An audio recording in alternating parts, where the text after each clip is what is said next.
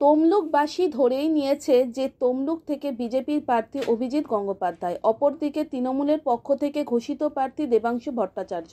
প্রচার শুরুর আগে তমলুকের মানুষ দুজনের মধ্যে কাকে এগিয়ে রাখছেন সে বিষয়ে খোঁজখবর করতে আমরা একটা সমীক্ষা করি।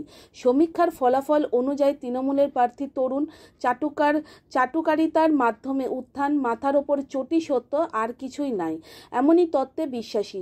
তমলুক কেন্দ্রের মধ্যে পড়ে নন্দীগ্রাম বিধানসভা কেন্দ্র, যেখান থেকে ওনার দিদি বিধানসভায় শুভেন্দু অধিকারীর কাছ থেকে হেরে মুখ্যমন্ত্রী হয়েছেন। বর্তমানে তমলুক কেন্দ্রের সংসদ দিব্যেন্দু অধিকারী বিরোধী দলনেতা শুভেন্দু অধিকারীর ভাই।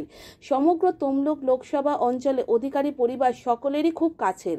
এখানে তৃণমূলের সংখ্যালঘু ভোটের রাজনীতি খুব একটা চলে না, কারণ সংখ্যালঘুরাও অধিকারী পরিবারের খুব কাছে।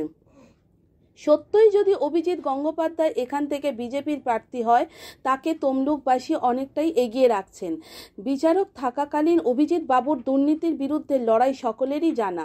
চেয়ারের কোনো লোভ তার নেই। রাজনীতিতে আসার মূল উদ্দেশ্যই হলো পশ্চিমবঙ্গ থেকে দুর্নীতিগ্রস্ত সরকারকে উপড়ে ফেলা। অত্যন্ত শিক্ষিত, মার্জিত, ভদ্র এবং দুর্নীতির বিরুদ্ধে একরোখা মানুষ অভিজিৎ বাবু তমলুকবাসীর কাছে বেশি পছন্দের। অভিজিৎ বাবুকে নিয়ে স্থানীয় মানুষের মধ্যে বেশ উত্তেজনা লক্ষ্য করা যায়। এক কথায় প্রাক নির্বাচনী প্রচার পর্বে অভিজিৎ বাবু বেশ অনেকটাই এগিয়ে।